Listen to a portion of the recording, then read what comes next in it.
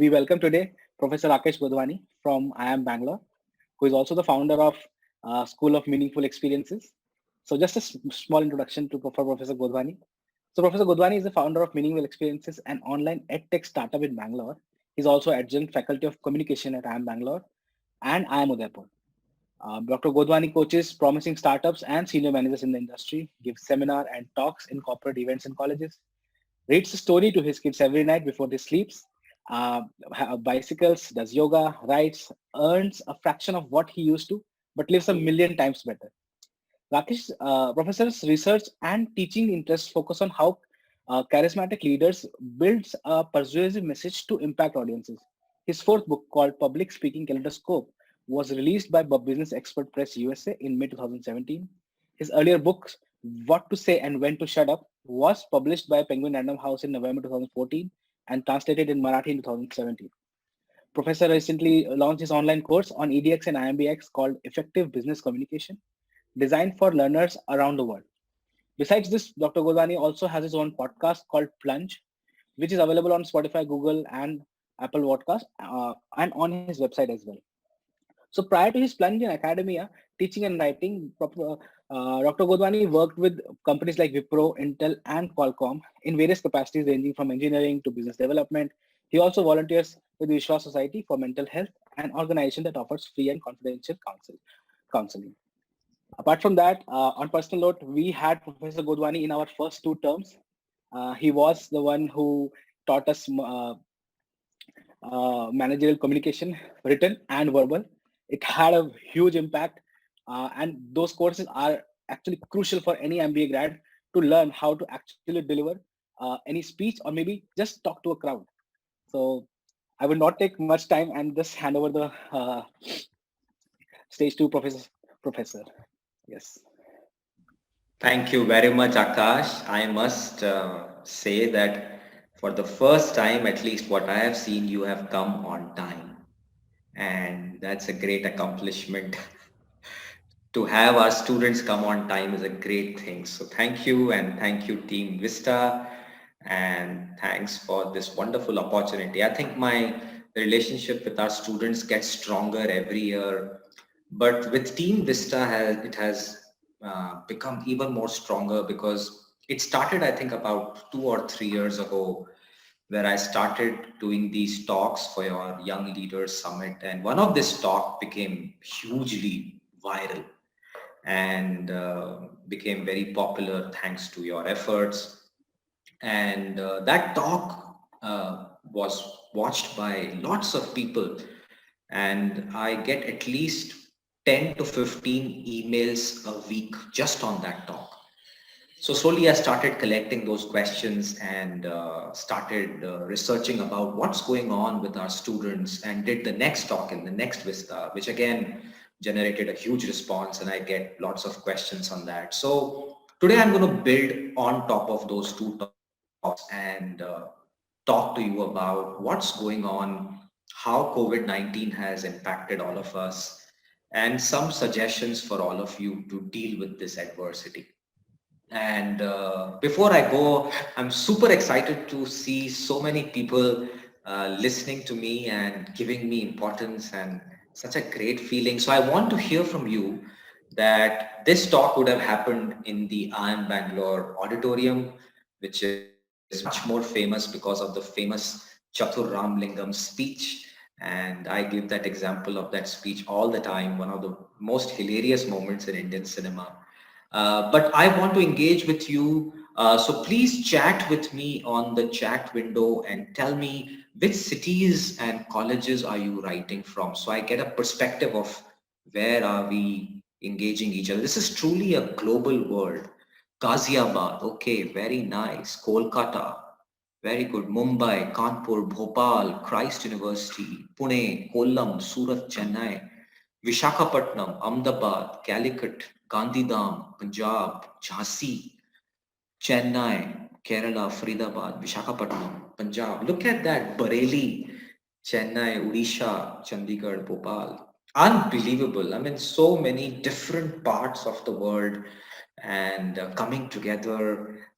Jaipur, brilliant stuff. Patna, Tuticorin, look at that, Amravati.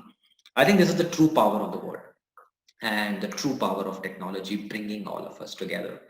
So thanks a lot. I am very grateful that all of you came and we will have a conversation and talk to each other.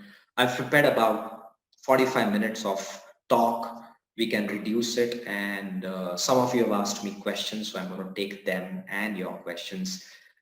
But I think I want us to take a moment and look at what's happening because of COVID-19. I think COVID-19 has been an adversity on our lives, and an adversity is something which is very unfortunate and has impact on all of us. There was a study done because of COVID-19 on a sample of students, and that study was quite devastating that more than 40% of the graduates have lost their jobs. As much as 30% of them said that they will earn less money when they will become 35. That means there's a huge financial loss. Many of them have educational loans. Many of them were looking at getting into colleges and meeting new friends and meeting all kinds of people from around the country. But now everybody is holed up at home, and this is the seventh month, and it has changed the entire fabric of us. And it's not going to end like this. I think this will go on for some time. It's not going to be a sudden close. I think it is going to be a new world order. And it is impacting everyone in this room and outside this room, including me. I started my venture called School of Meaningful Experiences about 2 years ago. And I must tell you that on 6th March, I hired one of my colleagues, Avantika, who was in touch with the Vista to organize this event. And her job description was to manage our events, and we were going on road trips around the country. So we were starting with Chennai, and then we had many more planned. And 16th March, the whole world started to change very badly. 22nd March, everything was locked down. And from that day, her job description has changed 4 times. And that's because that's the new world order. And it was a massive adversity for everyone. We had planned road trips, all of them had to be cancelled. I was about to launch 5 centers, all of them had to be shut down. It was a huge financial loss, just like how it has been a financial loss and loss on health and mind and everything. So in these 7 months, I think all of us have gone through a lot. And I want to bring your focus on a word that is called adversity. And we talk about intelligence quotient, we talk about emotional quotient. I think the world is beginning to talk about adversity quotient. It is your ability to deal with adversity. And I think this subject is very important for all of us to understand. And these subjects are felt, experienced through variety of events in our life. And there are certain qualities that we need to start discussing with each other that will help us build our adversity quotient so that we could do better in our lives and careers. So what I want to talk to you and submit before you in the next 30 to 40 minutes is some ideas on how do we build our adversity quotient? How do we deal with what's going on? And how do we do simple things every day so that we can have a better tomorrow? And I'm going to use my favorite movies as examples. In the last 7 months, I must have seen million more movies. And thanks to Netflix and Amazon Prime and Google and YouTube, and I think the world is in our fingertips. The Wi-Fi router in our home is getting burnt out because everybody wants to suck the maximum bandwidth. But I think through these movies and books that I will share with you, I'll give you a perspective. So I'm going to take you on a journey to the world where there are some stories through these movies and books. And through that, I'll give you a framework which can help you build a better adversity quotient. So let me share my screen, and then we will talk about these things as we go along. My screen should come to you in a few seconds. Here it is.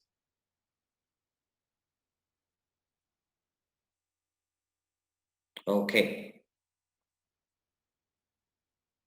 All right, so now you should be able to see the screen. If you can chat with me and give me a thumbs up reaction, I'll know that I'm talking to people, not a computer. Thank you. There is Priyanshu who says yes. Muruga, Karan, Kamlesh. Very good. I like it. I just love it. So keep giving me reactions, and that way I'll also be engaged with all of you. Here is a wonderful story I heard. And again, all my stories are freely available on YouTube. Anybody can take it. But this story is actually a lecture given by Navjot Singh Sidhu in various forums. And I picked up a small excerpt from that lecture.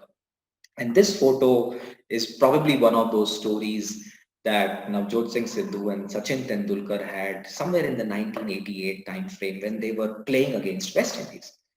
And the story goes as follows, according to Navjot Singh Sidhu, that he was talking about how that day when they were supposed to have a big match with West Indies, the pitch was in a pretty bad state. It was wet and there was adversities in front of them. And the West Indian bowlers were devastating. And Sidhu was talking about how these bowlers can intimidate you and how terrified he was when he was going to bat in front of them. But then he talks about how different Sachin Tendulkar was and how differently he dealt with that situation. So the funny episode of that entire match was that there were these massive bowlers and they were bowling and Sidhu was quite badly hit by the ball and he went to Sachin Tendulkar after the first over got over, and he was like, "My God, Sachin, what do we do? These bowlers are going to crush us." And the ball is, taking a stop and then it's going in all directions. So I don't know how to handle the ball. And Sachin Tendulkar very coolly says, "Yeah, yeah, we'll figure it out. We'll see how it goes." And then the next over starts, and this bowler called Ian Marshall runs and is about to bowl, and Sachin Tendulkar runs towards the ball, and before the ball hits the ground, he smashes it and it goes to a six. And the message Sidhu gives is that when you are faced with adversity, when you are faced with a massive challenge, how you deal with that challenge and how do you respond to it is the critical element that we need to remember. And this is all about conditioning your mind, conditioning your thoughts. And we don't really give time to our mind and our thoughts. We give a lot of time to our bodies and to our degrees and to all kinds of investments we make in our life, but we don't really invest time to nurture our minds. And in my earlier talks, I had talked about things we should spend time worth collecting. But I think today, let's look at adversities, challenges, misfortunes, and how, by shaping our thoughts, we can alter the way we deal with adversities. And that's what this wonderful story of Navjot Singh Sidhu and Sachin Tendulkar is. It's available on YouTube. It's a hilarious story. And the key message Sidhu Baji gives is that if you change your thoughts, if you handle adversities differently, then the outcomes are also very, very different.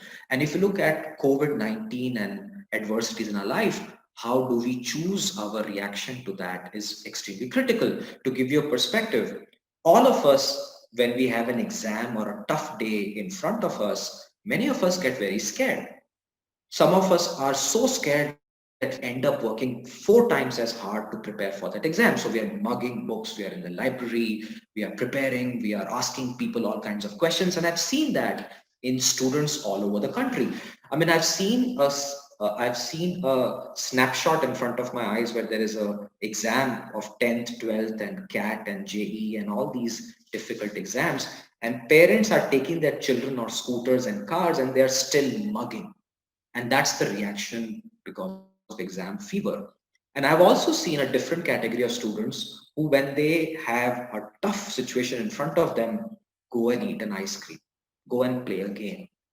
And I think this is fundamental difference between a theory which was written by Viktor Frankl in a book called Man's Search for Meaning somewhere in the 1940s, which is this book. And I think you should find this book and read it. It's a brilliant book.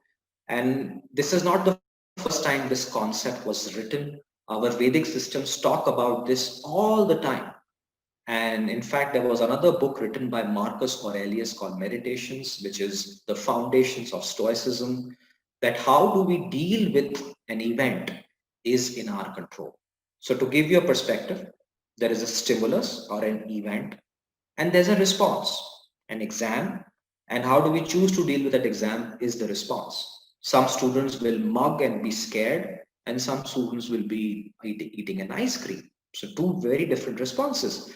And that's what Viktor Frankl also wrote in that book. In fact, the famous quote that he wrote in that book is as follows: between stimulus and response, there is a space. In that space is our power to choose our response. And in our response lies our growth and our freedom. And to give you a very simple analogy, if you listen to this podcast, how I built this, you will find hundreds of such examples that you have a very difficult idea, you have a pitch, and the investors have rejected you. How do you deal with that rejection is very, very crucial. Would you fall down and say that I will not continue on this idea? Or would you get back up and pitch again the next day? Events are not in our control. Stimulus is not in our control, but our responses are in our control. And that is a choice each of you in this room and the world outside has. And that is what I want to focus my entire conversation with you on. So our choices are in our control.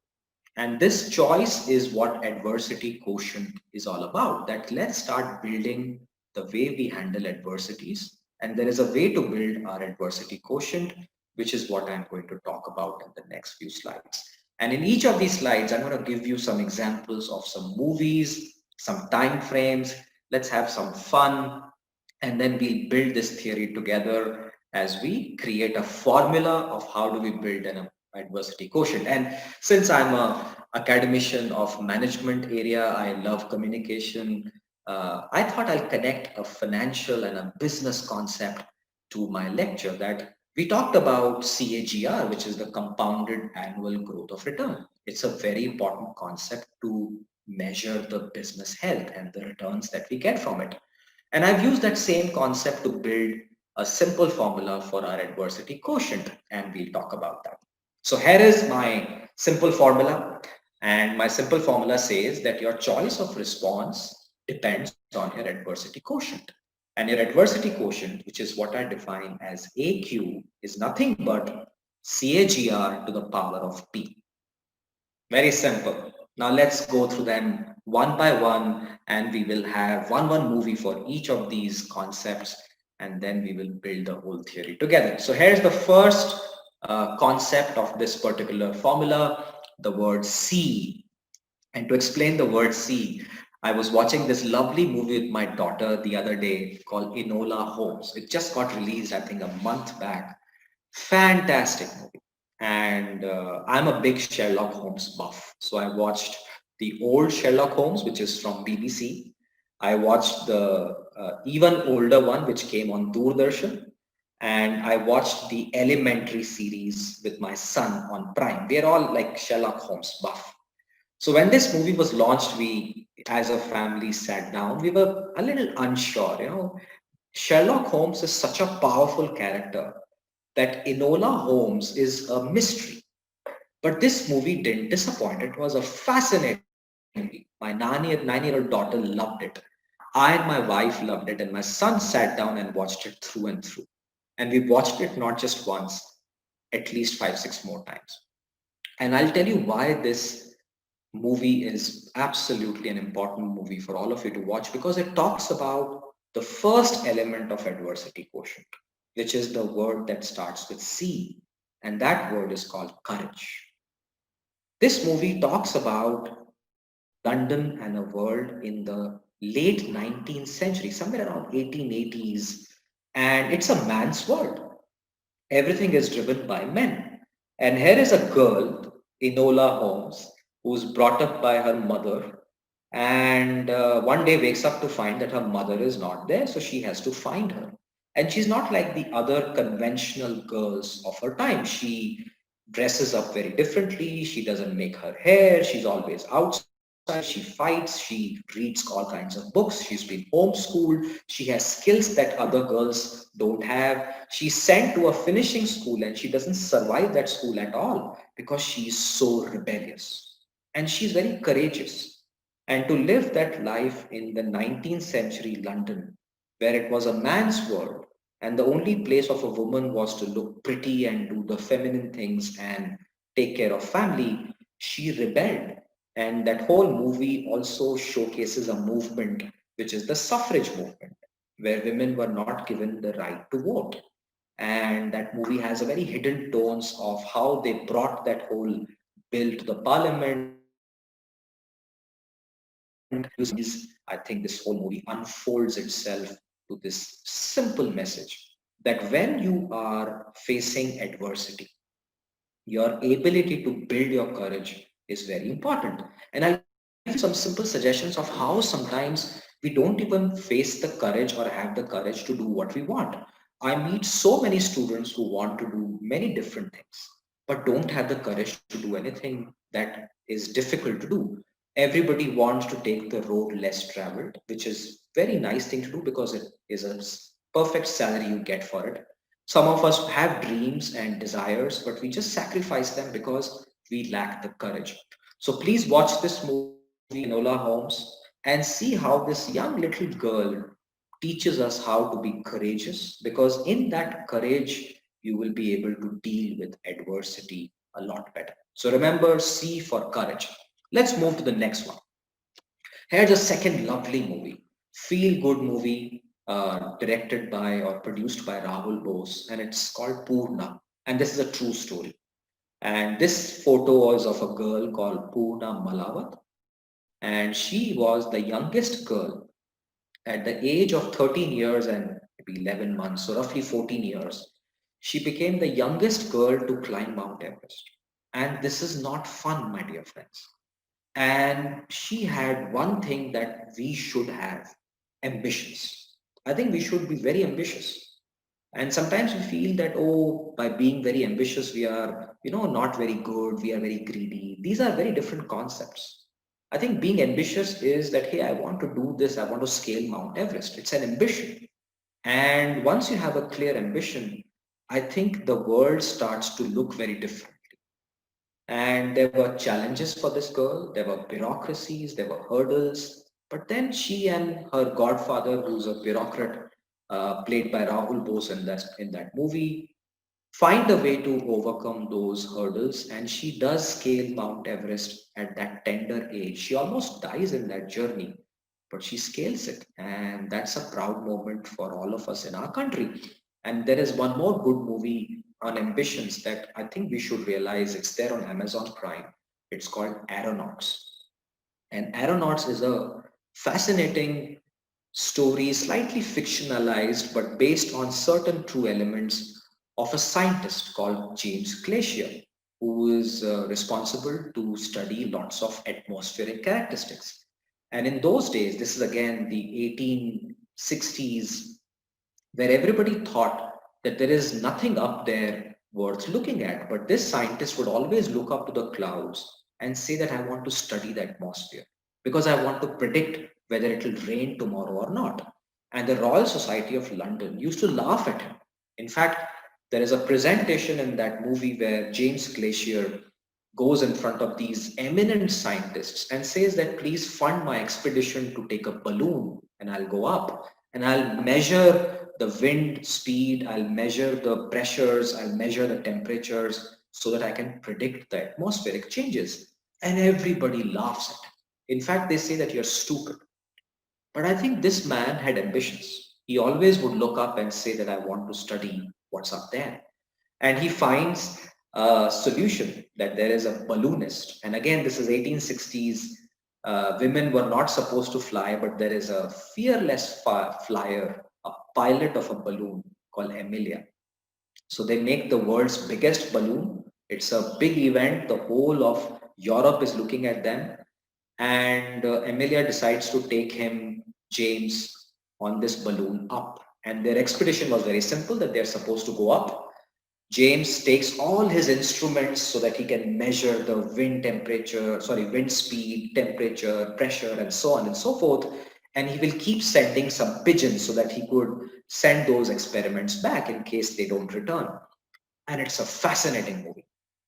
And these two uh, actually fly all the way up to about 11 kilometers. There's very little air. It's fearfully cold.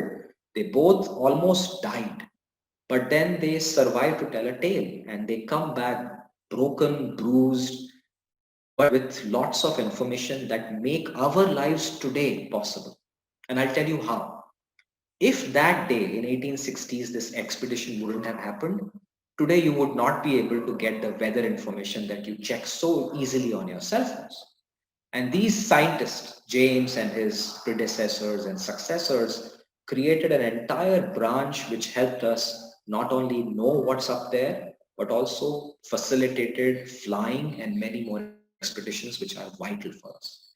So my second request to all of you is that please have ambitions and big ambitions. So when you have big ambitions, I think your ability to deal with adversity is a lot higher. So we've covered two, C for courage and A for ambitions. Let's go to the third one.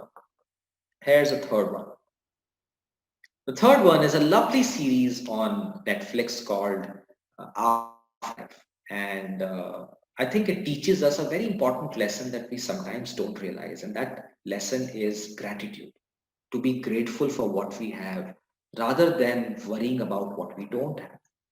And it's a fascinating series. And if you don't know this guy, Ricky Gervais, he's the guy who wrote the script of the original Office, which was then translated to the American version. And he also hosted the Oscars. There was a lot of criticism on it, but he's a very different script writer and an actor, very hilarious. But I think at some point of time, this series is something I really loved to watch. And I'll tell you what this series is all about. This story is about this guy in the middle, Ricky Gervais, who is, living in a lovely town, and unfortunately, his wife dies of cancer. And it's a story of a lot of sadness and loneliness. But in every episode of this series, Excuse me, there are sir. two. Yeah, yes, somebody said something. Sir, could you repeat the name? I think your voice glitched or something. We couldn't hear the name of the series. It's called Afterlife. Thank you, sir. Okay, so Afterlife, and it's there on either Netflix or Amazon. And season one and season two, it's not boring at all. It's actually very funny. To convey humor in sadness is not easy. And Ricky Gervais and these characters convey it so effortlessly. And I think that series talks about how little we admire what we have and how much we brood on things we don't have. And that is something I also learned after watching this series, that when looking at COVID-19 and I had major setbacks in 2017 and before that as well, I thought, the world is over. What a bitter world. I'm not getting what I want. There are bad people around me. And I would just complain and crib all the time. But I also, after watching this series, realized that, life isn't that bad. I have a lovely family and I'm blessed to have their love. My parents are safe. My friends are safe. We lost few of our friends in COVID-19. In fact, we lost a very dear friend 10 days ago. He was around 78 and very close to us, but one day gone. But I think even when he went away, we had dinner with him 2 weeks before when he went away. He was so happy. And I think I remember that dinner so well, that he was talking about gratefulness and gratitude, that at least we should every day be thankful for what we have rather than things we don't have. And this gratefulness and gratitude is such a powerful characteristic of adversity handling. And there are so many stories of how being gratefulness, or by being grateful about what you have, can help you become more positive. And if you become more positive, you're able to deal with adversities a lot better. Please watch this.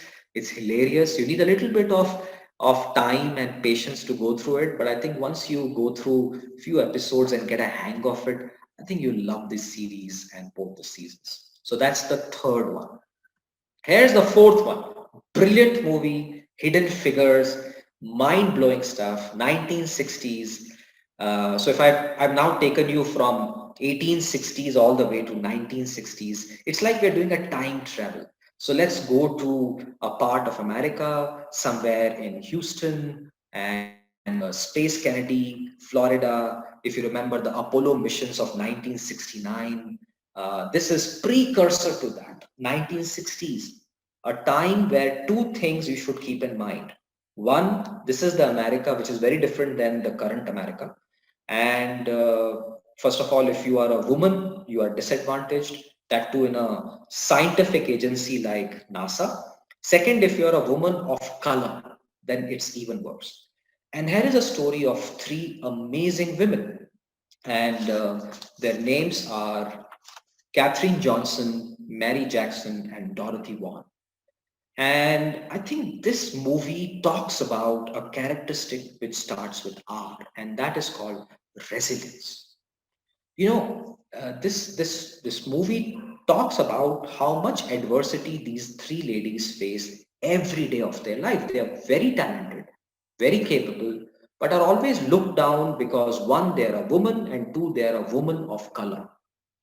And Katherine Johnson is made to work in a extremely difficult environment, and she's one of the best mathematicians, and she has to do her mathematics by hand. And there is no toilet for her in that area because this agency, NASA, always had men, and the women are not supposed to be in this place. So even if she had to go to the toilet, she had to go like a quarter, 3/4 of a mile, like running, and sometimes in rain, and come back, and she would be shouted at that, where were you? And then she said that, I don't even get coffee, I don't even have a proper place to work, and then you shout at me. But I think she was resilient, and resilience is this never give up attitude, not because there is adversity in front of you, it's because that you just want to prove that I think I can do this. And it will beat you down, but you get back up and you try all over again. So Catherine story is about that. And this is not the only story. There are two other ladies in this movie. The first one or the second one is Mary Jackson. She actually was in the engineering department and nobody would listen to her. She found out flaws in the design of the spacecraft, which saved the astronauts. But because she was not an engineer, they would not listen to her. So she had to apply for an engineering degree in the university, and her application was turned down because she was not only a woman, she was also a woman of color. And that university never gave engineering degrees to a woman of color. So she really persuaded the judge to help her get through those courses so that she could become an engineer, and she did. And the third story is Dorothy Vaughan. She ended up programming the Fortran computers and the mainframes so that the calculations became faster. And again, these jobs were not given to these people. And I think this is what you need to learn, that the world will always put you down, but you have to have the resilience to keep standing back up and keep doing what you love doing and demonstrate that you're capable. And this is such a feel-good movie. It has nuances of adversities thrown on these, but they bounce back and they smile and they go through those adversities and they grit their teeth, but they don't give up. So my dear friends, the third element, the fourth element is resilience. So I've described C for courage, A for ambition, G for gratitude, and R for resilience. So the formula is CAGR to the power P. So here is the final one, power P. And this is Apna Time Aayega, patience. And this is a movie called Gully Boy, 2019. Fascinating movie, one of those movies in India which really shift the dynamics of movie making in our country. Very well done. I think this movie was very well written, scripted, and showed on screen that Murad, the character played in that movie by Ranveer Singh, is going through lots of adversities. An abusive father, poverty, and lots of other issues, jealousy, competitiveness, lack of opportunities. But apna time aega. Now, this is a very good movie that I'm sure you would have watched, but there is one more movie and a YouTube National Geographic video you should all watch. This is a story of a ship called the Endurance. And this happened in 1914 and 1915. This was the journey to South Pole. And if you guys want to Google on it, the name of the captain is called Ernest Shackleton, and the name of the ship is Endurance. It's a world famous story, case study. There is a National Geographic documentary. There is a movie on it. And I think on Amazon Prime, there is a 60-minute video on him played by one of the characters. It's a sheer gritty episode of patience. Now, here's what happened on Endurance in 1914. Endurance was a ship. Captain Shackleton was taking 23 members to the South Pole, and their dream was to find South Pole and be the first people to find out what's there. This was the ambitions in 1910s and 1920s, that let's find different parts of the world.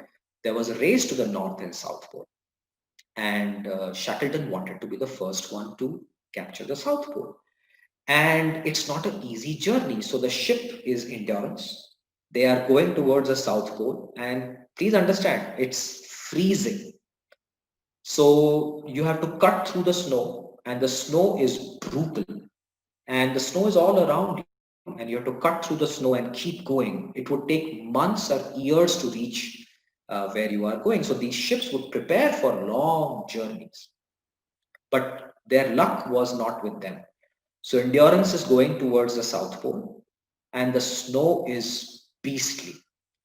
And while they are cutting through the snow, more snow starts getting accumulated. It gets more and more cold, and this snow completely surrounds the ship and completely, like, it crushes it from all the sides. Endurance cannot go any further. And this is not the time that the ships had massive steam engines. This was a very small engine steamboat. It needed a lot of horsepower, but the snow was very powerful. So they were stuck in the middle of nowhere, in the middle of the ocean, surrounded by snow. And it didn't stop for 2, 3 days or 2, 3 months. They were there on that place for about 2 years. I think this requires patience. Imagine all of you are on that ship. Imagine this is 1915. You have nowhere to go. You know that the food is getting over.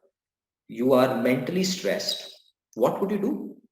And this is where Shackleton and everybody decided that they will be patient, they will wait it out, they would keep themselves activity oriented, they will do something to keep their minds occupied, and they will cut it out. And this is what patience is all about. This is what Gully Boy and Murad says, Apna time aega. Please be patient. COVID-19 has devastated our careers, but be patient. Good times will come. You have to prepare for it. You have to wait for it. And I think these things are extremely important for us. So let me summarize all of these things, and then I will open to questions. Here is a simple formula. Adversity quotient is a simple mathematical formula of CAGR to the power of P. Have more courage, be ambitious, have more gratitude, be a lot more resilient, have the patience. And this is how you have to keep doing these things in your day-to-day life, so that your adversity quotient builds up. Once your adversity quotient builds up, you'll be able to deal with what's going on a lot better. And this is the theory that Viktor Frankl talked about, that you cannot control the stimulus, but you can control your response. So here are some 9 things I've listed for you on what you can do. First is, please avoid blaming yourself. This is not your fault. All right. It happened to the whole world. You don't have to blame yourself. You don't have to do analysis paralysis. I think just it's all right. I think you have to avoid blaming yourself and avoid your mind going on an overdrive. because I think it can lead you to a response which is full of depression, despair, anger, bitterness. But I think you can do a lot better than that. You can respond positively. You can embrace many things. For example, you may lose your job, but you can embrace many things which can build your mental strength. You can read books which are not just books about your subject, all kinds of books, because books are the nutrition for your brains. You can embrace physical activity which will increase your health. You can embrace anything to make your minds very creative. Use your hands, use your creativity and curiosity, do something. You can embrace music. You can embrace your parents and siblings. Be grateful for what you have. You can embrace any internship, any job, even if it is a job which doesn't connect with your MBA or your data science degree or your marketing degrees or your operations degrees. Doesn't matter. Take any job, do it, because I think what you need right now is to deal with the situation and tell yourself that mera number aayega. I need to wait it out. I need to be patient. That's why this formula requires the patient and the patience part to be of the order of magnitude. So courage, ambitions, gratitude, and resilience to the power of patience. This is how you build your adversity quotient, and this is how you brave it out for the world that will evolve very soon. And this new world order would require all of us to adapt. And this is the adaptability and the adversity quotient that we should all prepare for. So that's all I wanted to talk to you about. And this is where I would love to hear your questions. This is where my favorite part starts. I stop yapping and you start talking to me. And I have some questions that I'd like to take while I will look at your chat windows as well. Um, so I have a suggestion. You can either, yeah, I think you can go ahead and type your messages. Books. Okay, I will suggest some books for sure.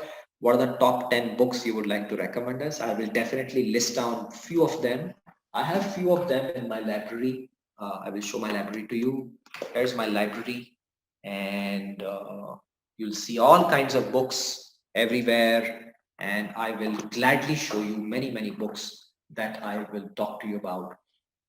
Let me pick up that question right now and I will show you my favorite books. Uh, Here is one. I think this is a good book to start with, Factfulness, Hans Rosling. It says 10 reasons we are wrong about the world and why things are better than you think. Perfect for adversity handling. The world is not that bad. It's going through a rough time. That part is true. But that doesn't mean we are all doomed. And I think this book gives a very good perspective of that situation. I have to be a very selfish, greedy pig here. Here's my book, What to Say, When to Shut Up. Not the best book in the world, but I think you should invest in communication. And we all spend time in India on marks, degrees. They are important. I mean, with due respect, I have all the degrees and I come from great schools. The schools have been very nice to me and I have gratitude for them. But I think the real world requires more than just degrees. And this is where there's one subject we really don't invest on, and that is communication. You have to talk to people. You have to collaborate with them. You have to go out and explain what you're doing. And that's what is very critical that you should learn. Here is one more book that I would encourage you to uh, talk to you about. This is a great book, The Power of Habit, Charles Duhigg. And these books also have podcasts. And I'm suggesting you these books which have podcasts as well. This is a podcast as well, very simple to listen to. But it talks about simple habits that all of us, including me, think that leadership is about these mega things that we have to do. It's not. Leadership is about good habits. And if you inculcate good habits, I think your life will start to change. So your response is very critical. And the author is Charles Duhigg. Uh, a difficult book that you may want to talk about is this one. Uh, Daniel Kahneman, Thinking Fast and Slow. Very difficult book. Now, here's my hack for you. It's hard to read these books. So what I do is sometimes I go to YouTube and I research or I find out YouTube videos from the author of their books, because when they launch a book, they go on a tour around the world, and of them are nowadays recorded and put online, and that is such a free resource. So look at Daniel Kahneman's talks around the world. There would be lectures. I think there is talks at Google. There is TED Talks. There are his I'm sure there's a lecture about his book somewhere. But this book is about behavioral economics, and a simpler book that I think you may enjoy is by Barry Schwartz, Paradox of Choices. Richard Thaler has written one more book called Misbehaving, and Richard Thaler was a Nobel Prize winner of 2017 or 18, 2017, I think. But this subject talks about how we make bad choices. And we sometimes think that our MBA program is going to foolproof us. I think we're wrong, and this book talks about it. That if the world's most smartest people would never make mistakes, the world would be a very different place. Wall Street people are the smartest people, according to many people, but Wall Street collapses every few years, and banks collapse every now and then. Entrepreneurs who have the best degrees, their ideas sometimes are diddly squat. Some people who have no degrees become the world's most successful people. So I think this book talks about it, that how do we make these mistakes? Why don't we think about them earlier? And this is what Thinking Fast and Slow is all about. Now I'll give you my perspective of this book, why Thinking Fast and Slow is such a good book. Thinking Fast and Slow is a classic problem in our education system. We are preparing every student to write exams, which is thinking fast. And actually, it should exactly be the other way around. It should be thinking slow, that go and sit in one corner and prepare and think critically and then tell me how to solve this problem. And nobody's preparing you for that. And this is what you should prepare for, that the education system is becoming more and more constrained with speed, and research says that, hey, you need to also space out, relax a little bit, think critically. Sometimes it's good not to say anything, write down your answers, because writing is a slow process. Objective types is a very fast process. But again, these are questions which I don't have an answer for, and I'm trying to find an answer for. But this book opens your mind. It helps you see how challenging this world is. So I've given you 4 books. Let me give you one final book. Sir, I would like to add. Yes. Sir, I would like to add, actually, this book is actually part of our curriculum as second year. Yeah. And yeah, I have under Professor Bhattacharya has Oh yeah. recommended. Yeah. And we actually have the exams. So he gave only 9 to 10 minutes for each exam and gave 8 questions, all MCQ. And he Yeah. says, if you just do it in a hurry now, you won't be able to think that much. Yeah. You just take some time, read each question easily, and then answer it, and you can ace the quiz. So that is something he taught us through Yeah, the absolutely. quizzes and the book. Yeah. VN is a great guy, and VN and I work together in Qualcomm as well. Good friend of mine, so lovely person. So I'm glad he does this, and you should learn from strategic thinking, critical thinking, and all that. So here's the 5th book. This is Homo Deus. The author has written one more book called Sapiens. Nice book. I think sometimes we get carried away by popular books. Sapiens is a popular book, and I actually enjoyed this one better. I'll tell you why. I think all of you listening to this lecture should ask yourself, where are we heading? And this book actually starts to talk about it. And there are many books, and you should Google a word called futurism. And I talk a lot about futurism for you students. The day is not far where, we talked about air travel 100 years ago. We are now talking about space travel. Many of you in this room will end up in Mars and Moon very soon. And are you prepared for that day, or are you responding to adversity very differently?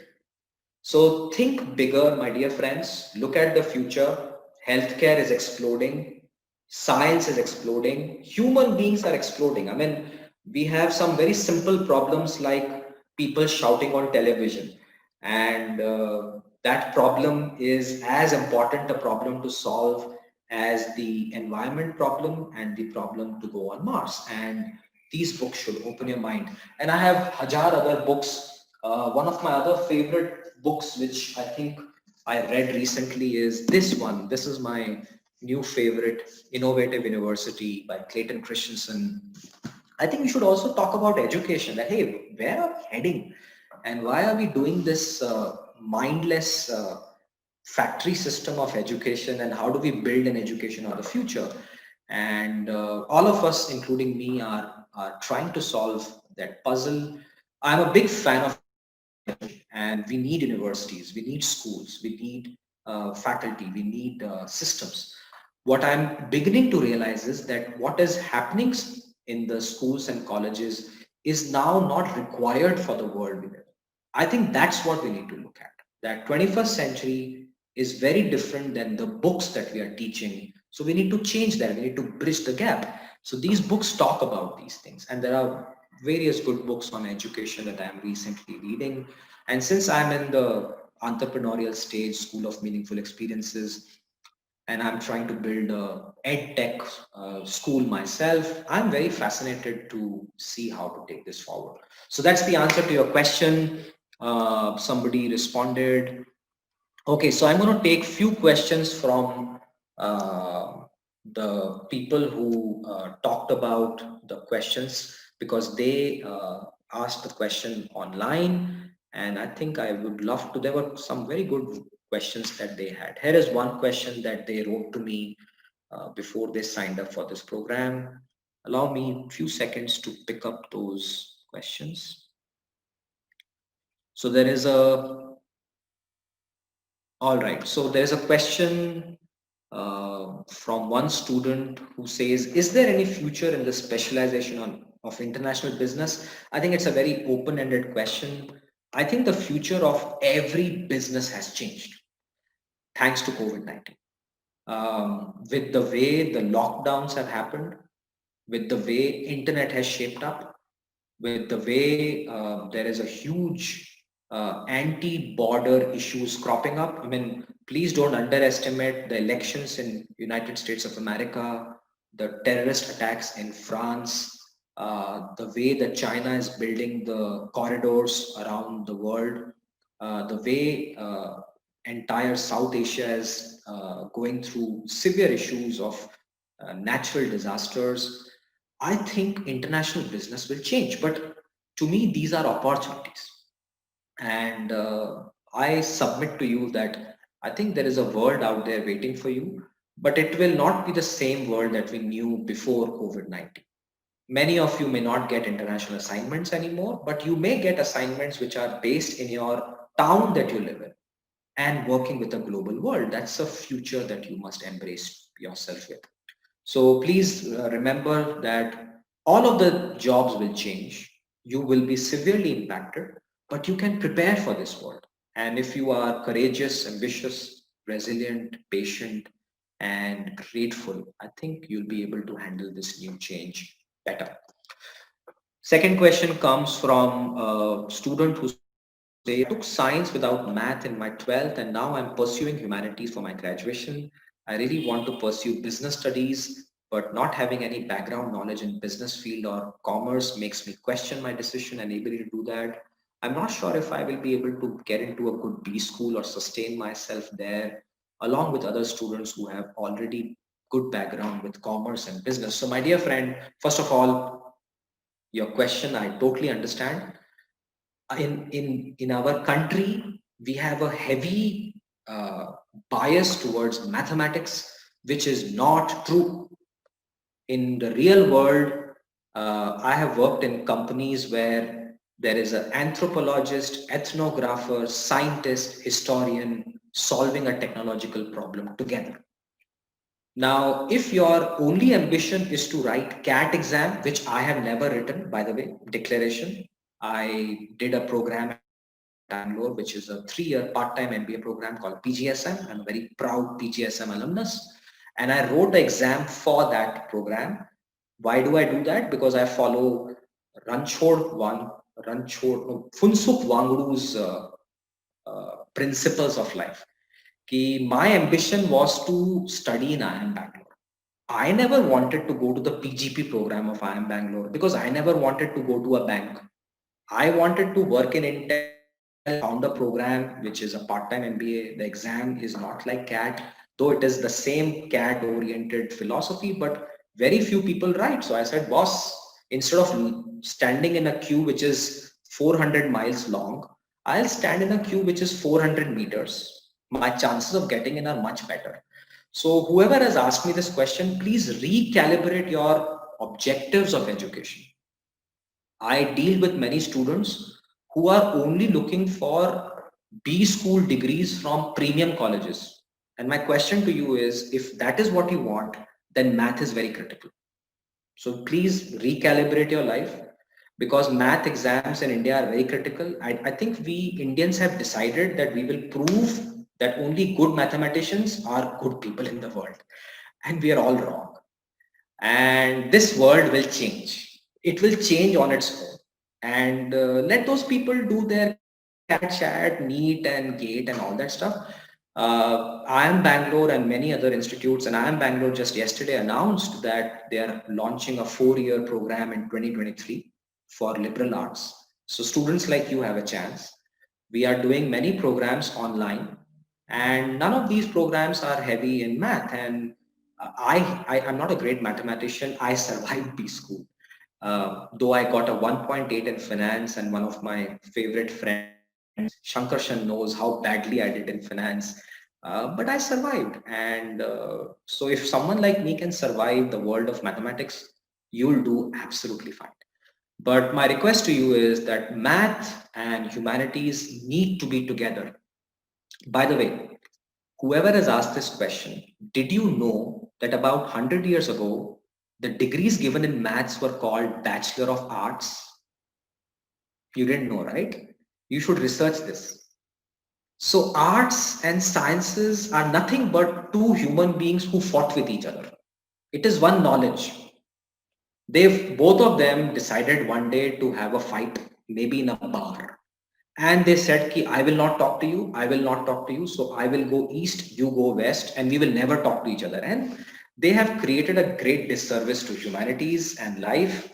There is a lovely book called The Two Worlds by C.P. Snow. And there are many books written on this subject, that you cannot have scientists who don't understand arts, and you cannot have artists who don't understand science. So please don't think of humanities as non-mathematical learning. In fact, many students choose humanities because they're afraid of math. You should not. Math is a delicious subject. You need the right teachers and the right mindset to learn it. Same as history and arts. Many people are afraid of arts. So please don't think like that. Change your thinking. If you want to do business school education, you must invest in mathematical education, because when you do business, you need to manage accounts, you need to manage balance sheets, you need to have mathematics. By the way, I keep mentioning how I built this as a great example of a podcast. There are many episodes where the entrepreneur doesn't have mathematical degrees, but built billion-dollar businesses. That means you can survive. And you can always get good people who are good in mathematics, and you'll do fine. I mean, please look at collaborating with all of that. In one life, we cannot achieve anything. So if you're a good arts-oriented liberal arts person, continue in that direction. You can still become a business person. You can collaborate with a smart finance person and build businesses. Next one. Akash, how much time do I have? Sir, you can go till 6. Like, we have not kept a hard limit. Like, we have mentioned it till 6, but I think the people are loving it, so we should go on. मतलब sir फोकट में चल रहा है, चलाओ है? No, sir, not like that. All right. So we mentioned it till 6. So if you want, you can stop. But I think we have a good amount of interest. So yeah. So I'll take as many questions. Okay, sir, you talked about gaining knowledge, not marks. developing a particular skill. So what are we doing in colleges, and then why do companies coming for placements give their preference for the top rankers when in reality there might be non-top rankers possessing the skills that the company is looking for? This question has to come. Matlab, I've done so many talks at IIM Bangalore and it has to come, and I would like to talk about it. So my dear friend, whoever has asked this question, the world is not fair. Let's first understand that. It is wrong. We get it. Please don't quote me on this, but we have various companies who publish in newspapers that we are not hiring students from top schools, but they are hiring. Second thing is they will say in the newspaper that we don't want marks, but they want marks. So there is a disconnect in the world and we realize it, but there is a slow change happening. And that's the world of entrepreneurship. I know many companies, including my own. I mean, at School of Meaningful Experiences, I have 9 colleagues of mine. I think I don't even know which schools they come from. I haven't looked at their backgrounds of education.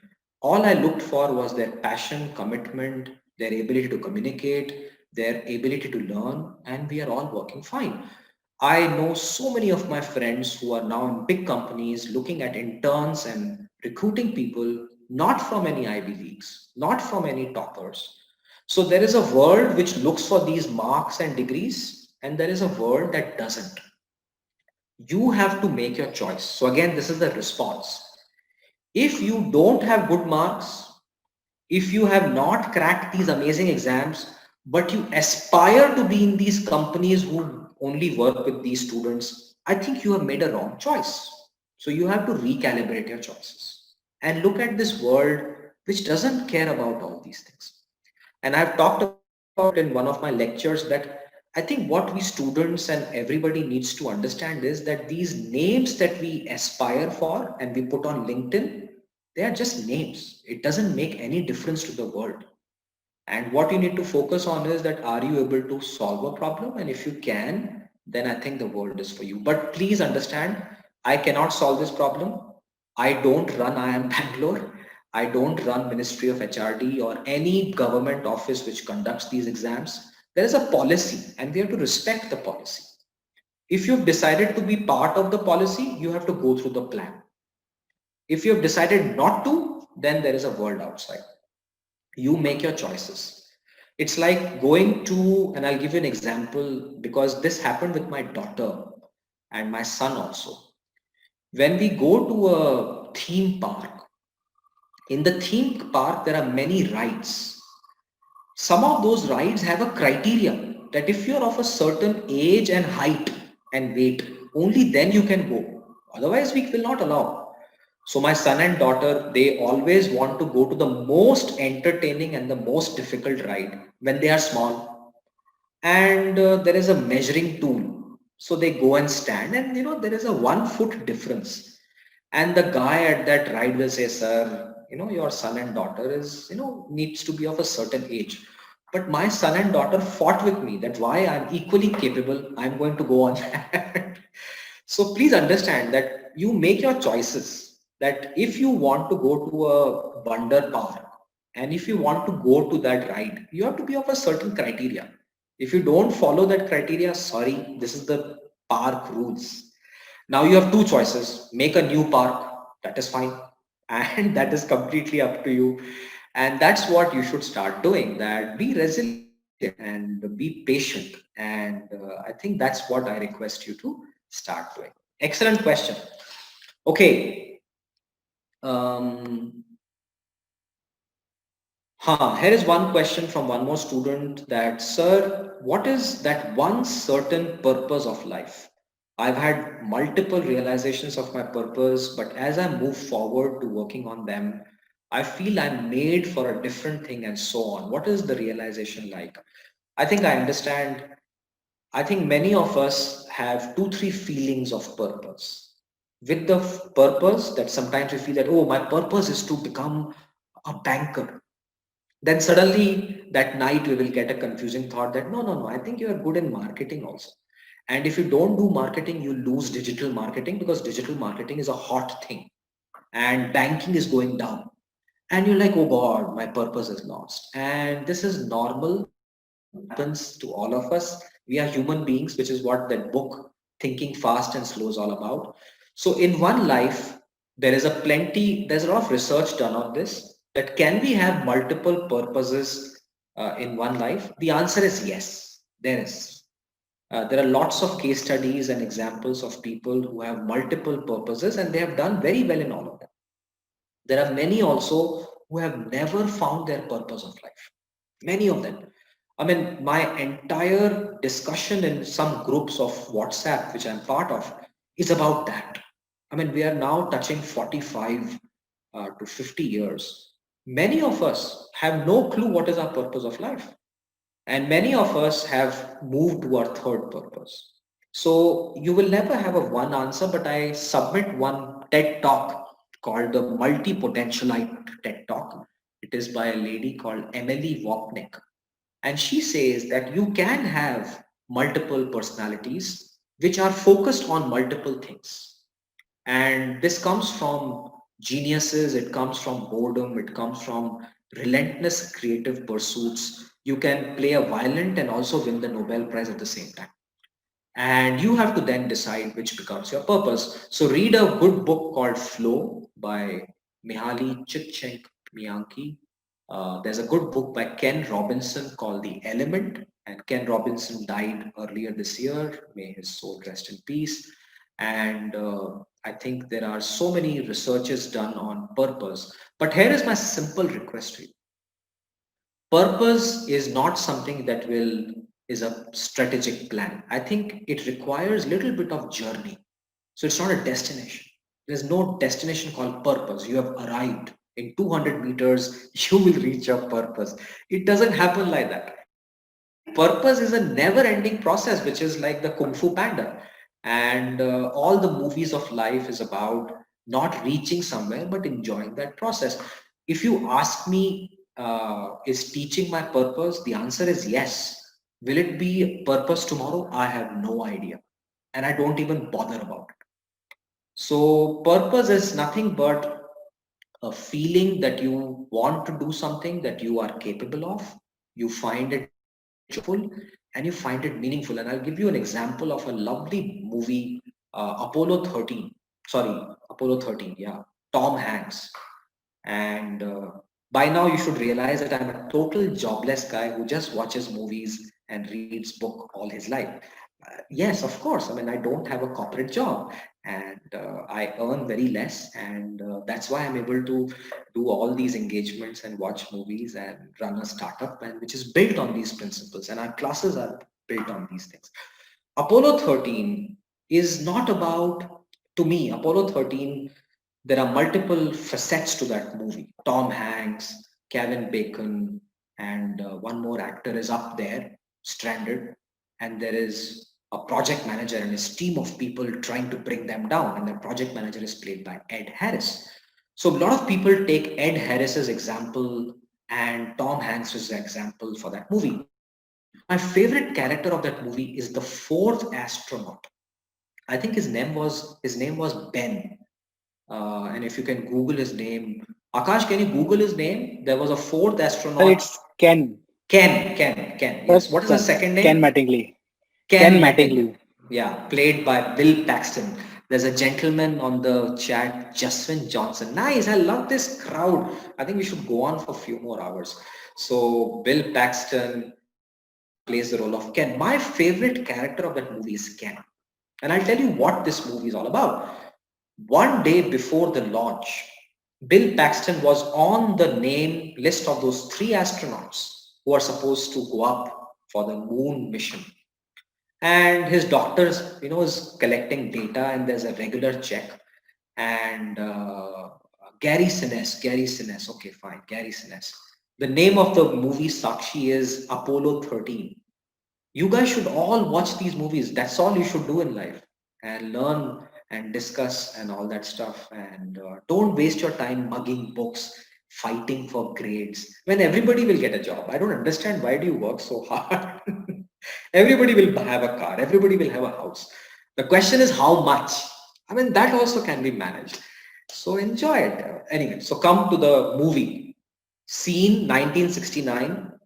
One day before launch. This guy, Ken, is one of the 3 astronauts sanctioned to go up. There's a 4th astronaut on standby, emergency contingency plan. And his doctor finds that he has little fever and he vomited because they are under tremendous medical conditions, because if anything goes wrong, the whole launch is jeopardized. So his doctor declares that you cannot go up. I want you to remember this. This is adversity. You have spent 4 years training. This is your dream. You're about to go up. You'll become a celebrity. You'll be the first man on the moon, right? And maybe not the first man. Those few people who go on. I mean, how many of us can say that? I mean, in our institute, IIM Bangalore, only 500 students say we are from PGP. And then there is a list from 1976 till now. And if you add all the MBAs, it's like, okay, 6,000-7,000 people.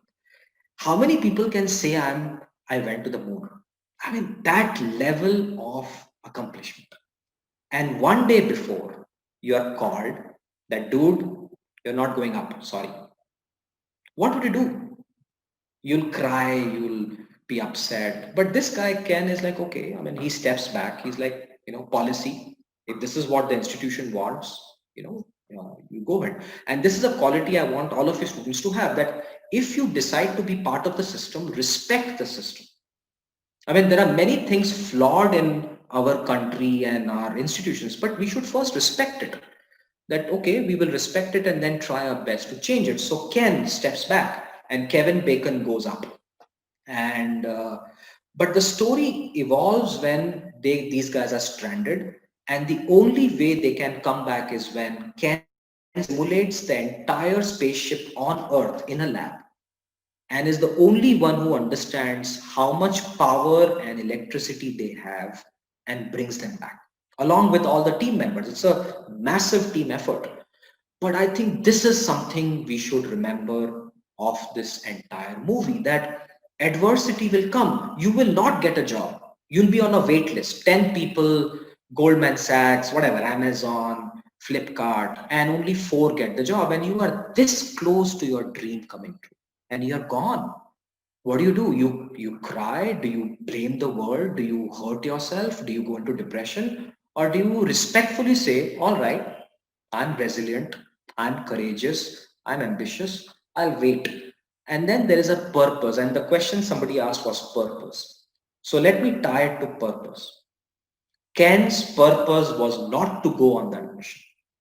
Ken's purpose was to bring them back. So if you have lost your job, I think you have a purpose, and that purpose will come. So just wait for it. Be patient. It will happen. Now, the problem is you guys are on Instagram.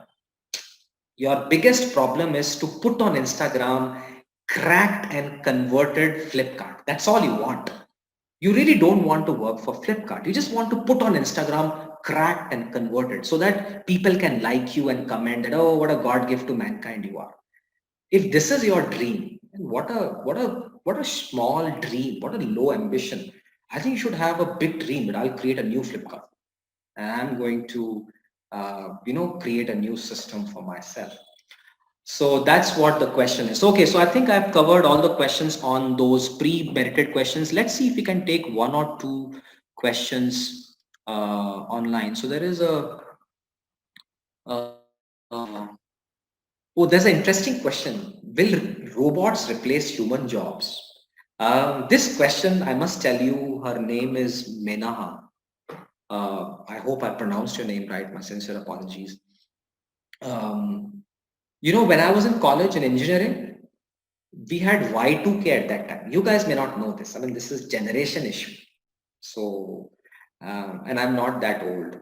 But we were thinking that 1st January 2000, all banks will collapse. Nothing happened. And we thought 2nd January, all jobs will go away. Nothing happened. Jobs increased. And we keep telling the same thing again and again, that AI and machine learning are going to take away. I mean, we teachers are told that, ed tech will take away your jobs. I mean, I'm in ed tech and I know the role of a teacher is more important than ever. You need a tech savvy teacher. So the teachers have to innovate. If you don't innovate, you will perish. That part is not about technology. This is Charles Darwin. What is that theory? Survival of the fittest.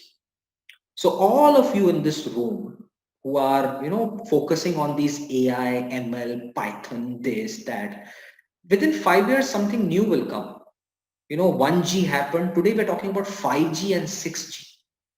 Now the world will keep moving and you have to keep moving at that pace. And that's what you need to remember, that don't stop learning. These degrees are not destinations, they're journeys. Many students, in fact, my biggest heartburn with my students at IIM Bangalore is a hashtag called last class IIMB. And I'll tell you why I witnessed that hashtag, because I teach in term 6 and I dread that hashtag, last class of life. And I'm like, my dear students, please don't say that. I mean, you should never stop learning. And last class sounds that you're about to, end life. And you will literally end life if you don't learn. So please, all of you, don't stop learning. This whole madness that I will finish education at 23 has to stop. I think you should enjoy learning, finish your undergraduate, work for 3-4 years, then do a post graduation, then 10 years you work, then you do one more degree, and you can do 5 degrees, 6 degrees, 20 degrees. How does it matter? So that is education. It's a never ending step. So robots will replace human jobs. Well, some of them will, but doesn't mean that you are in danger. You are in danger only when you don't upskill yourself. So innovate or perish. So that's my answer. Let's move on to some more questions. Um,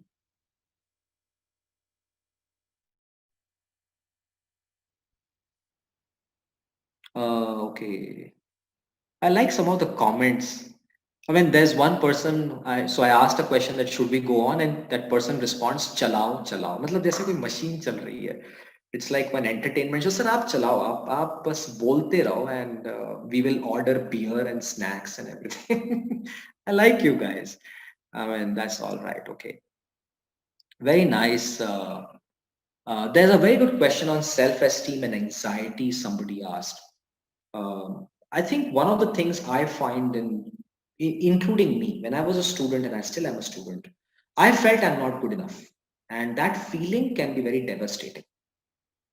So many students think that how do I, so let me give you a mathematical example.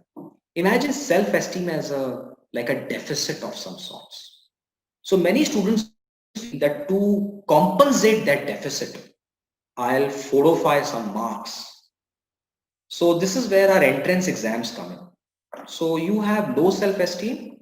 Now you crack some major exam. So your self-esteem goes up for 2 days. We get it. But then when you come into these amazing institutes, you realize that everybody is 40 times better than you. So again, self-esteem collapses. So now the student says, I will crack this case competition. Then people will start respecting. So he works very hard. Chalo bhai, case competition. Everybody gets it. Then placement process and day 0, day 1, and we have this amazing concepts in our Indian MBA system. People think that day 0, crack, convert. I like these words, crack and convert. They're the most funniest words in history of education. Cracking and converting. And I see that on Facebook, LinkedIn all the time, which is fine. I mean, all students have a lingo.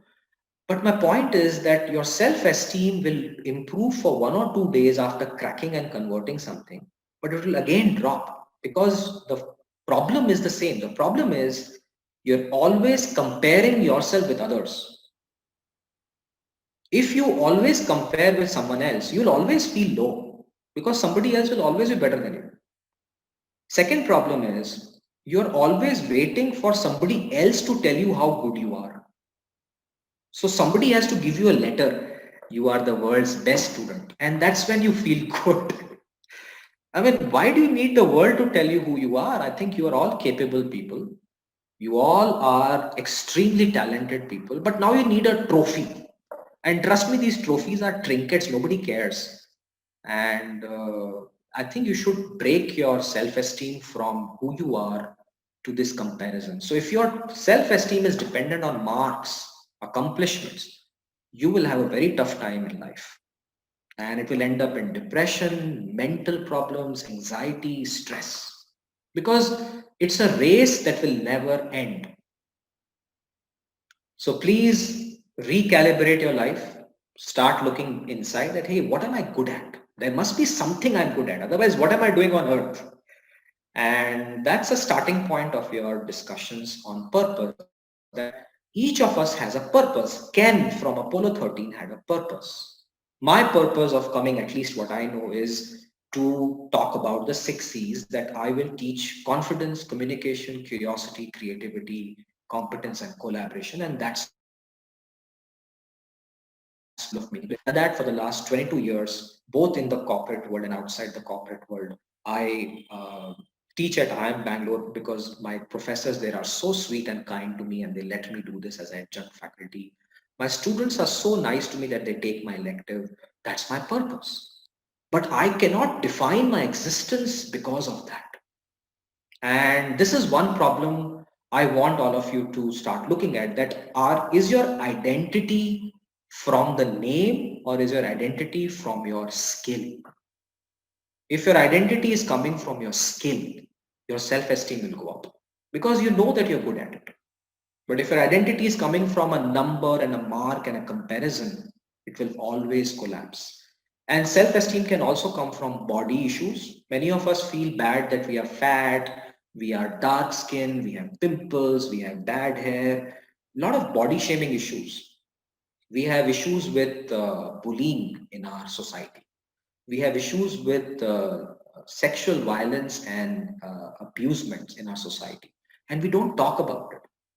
And we have issues where we feel that the system is unfair and nobody listens to us. So all of these things reduce our self-confidence and self-esteem. So my dear friends, and this question is a very good question, please talk about self-esteem, self-confidence very openly. Because I think we should bring it out that coming first in class doesn't mean anything. And coming last in class doesn't mean anything either. These are two different questions. What you need to look at is that I have come to this planet, I'm a human being, I deserve respect, I deserve care, I am capable, and that's how I will build my life. And self-confidence is directly connected to adversity quotient. So please start working on this, and we start working on that. So good, so let's take one or two questions. Here is a question from one more Rucha Vaikar. If you have ambition which is completely different from what you are studying right now, what should you do? Is the education you take will be wasted if you don't work in that field? Lovely questions. Rucha, very nice question. I nowadays have a very different way of explaining this question to you. Imagine 2 points, and Rucha has 2 points in her life. Point one, what she loves doing. Let's say she loves, I don't know, history, or let's say mathematics. She really loves mathematics. But then she has decided to do coding. I'm just example. And there's no correlation between the two. She really is good at math, but then she's made to do some programming, coding, because there's AI ML job waiting for her, and it's a good pay. And she wants to do pure math and research on math, but her parents and the society, hey, are you foolish to let go of such a great opportunity? You'll waste so much of investment. And these are very good questions because you have invested so much. It's called opportunity cost. Your parents have invested so much. You have invested so much. But I think, Rucha, I want you to remember one word, which is, again, I used earlier, called choices and compromises. That if you want to do math, you have to compromise on something. And that's the opportunity cost that you have to shift. And this is a choice you better make now rather than later. And I'll tell you why. Point A, point B, math, coding, or it could be, even like our business students have this amazing problem that they want to get into HR job, but consulting is a hotter sounding name. So consulting. So, ठीक है, चलो, मान लिया, अच्छी बात. But my point is that if your heart is in working with people and solving their problems, and these 2 points are very far away, you will experience a lot of stress. If these points are very narrow, you'll experience joy. And research says that if you find joy in your work, that is what purpose is all about. So the question, Rucha, you are asking is that do I move to my purpose or not? And my request is think about it. Research says that if you move towards purpose, it's a difficult road because you have to sacrifice a lot, compromise a lot, negotiate a lot. But in the long run, you'll be happier. Your mental strengths will be better. You'll be much more able to handle adversity. Your CAGR to the power P equation is much better for that. But if you're going to do it for something you don't like, it's going to waste your energy. And this is a classic problem we have in reunions. And I was the head of alumni of IIM Bangalore, so I witnessed these discussions. And I, even in my 20th reunion in my undergraduate, the only discussion after some time was, yeah, I am not happy with my job. I want to do something else. And I would ask everyone that, why don't you? And everybody would say, yaar, paisa, investment, fear. So deep inside, they want to do what they love doing, but are stuck. So please find a way to talk about these things. India is at a stage where you can invest in yourself. There's plenty of resources, good people who will support you. There are venture funds who now promote ideas, but you have to take the leap of faith. And that leap of faith is what Spider-Man also does. That, just by wearing a suit, you don't become Spider-Man. I mean, okay, here's a question to you, Rucha, and everyone. Imagine I give you the Spider-Man suit. I don't think I can go to a building and jump because it requires courage. And that's what Spider-Man actually is all about, that it's not about the suit. It's about the leap of faith. And this suit is nothing but the degrees you're all trying to achieve. It's nothing but a suit. It will not protect you. What you need to invest is the leap of faith, which is, can I jump and can I do what I want to do? And I encourage you to do that right away. Okay, there are 53 new messages, which I don't think I can fulfill. But Akash, can you store these conversations? Yes, sir. We will keep the chats. Yeah. Yeah. And So, I'll take one last question and then we will call it. What should be the biggest takeaway from our college life? I like that question. Okay, I did one experiment, and this is from Purnima Rajput. So I did one experiment in our reunion. So I and my friends went for our 20th reunion. My batch did our MBA reunion as well. Very small people turned up. And when we were sitting together, and this is where my heart breaks. I mean, I'm a teacher first, and I'm not a full professor of IIMB. I don't want to be, and I don't think I'm capable. I'm happy by being adjunct faculty, but since my professors are very close to me, as friends, we talk a lot about these issues, and I'm connected with various other schools and their faculty. Here's the heartbreaking problem. None of the students have any memory of the classroom. And what memories you have is about the college life, the walkway outside the classroom, the fun you had, the assignments, the pressure, the bonding that you have as friends, and little bit from the classrooms, like one or two concepts here and there. So college life is about relationships. And this is where COVID-19 has impacted you a lot, that it has taken away that college connections. But again, please understand patience. It's a new world. We all are dealing with it. I have not entered many institutes for months. I came to IIM Bangalore for my MC1 class term 2 last week, and I'll go again next week. It's a very strange feeling to enter a classroom without students. And we have a setup where students are in the hostels or in their rooms.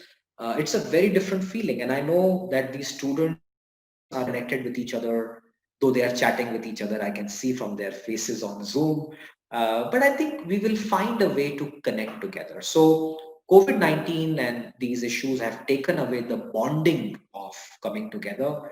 The HR world is painfully going through that because offices are now not, they're not going to have an office. The whole point of having an office was the theory that human beings are more productive when you bring them together, when they talk in the lunch hallways and those hallways of politics, and the coffee shops and the water stands.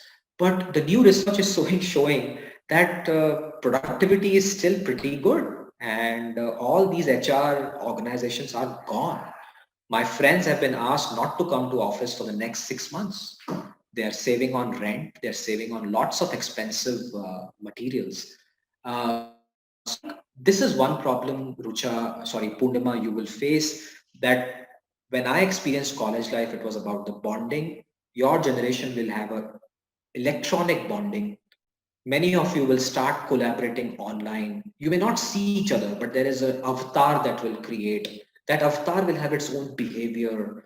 And I think I'm worried about the future of the world, that many of us will now live a social media life, a professional media life, and a real life.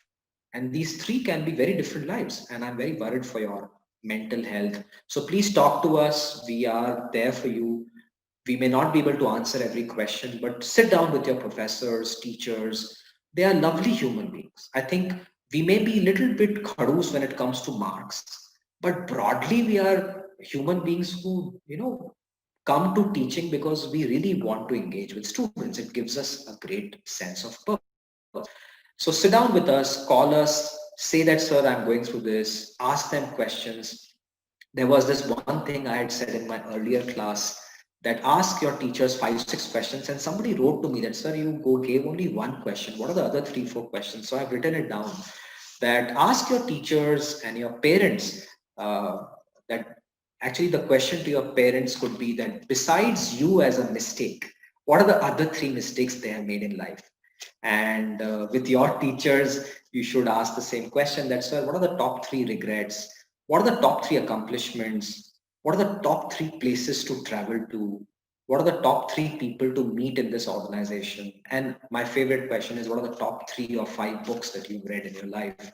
Sit down and have a talk with them. And don't hesitate to ask for help. There are lots of counselors, helpers available to you. Don't hesitate. I ask for help. I go to my family all the time and say that I need to talk. I'm feeling very low. And I think it's a need of the hour to talk to each other, and so that we can all have a more adverse quotient for all of us. So I think we will stop here, Akash, and I think there are so many questions, but please store it and send it to me. I had a Yes, great time in this conversation as usual, and thank you for inviting me here. sir. Actually, thanks to you. Today I realized how much we were missing this session from you since our first year. So looking forward to the next term subject that we have with you. Uh, Thank you. Apart from that, sir, do you mind sharing your email ID with the students, or Yeah. So I will write it right now. My email is coming up in the chat window. Why is it going to a private? If I send a private message, so it will. you have to scroll up and click on everyone Yes. in meeting? Yeah. Yes. Here comes my email ID. Please take a look at my podcast. I will type here again. My podcast is called Plunge Podcast. If you go on Spotify, Google Podcast, Apple Podcast, and type Godhwani, you'll get my podcast.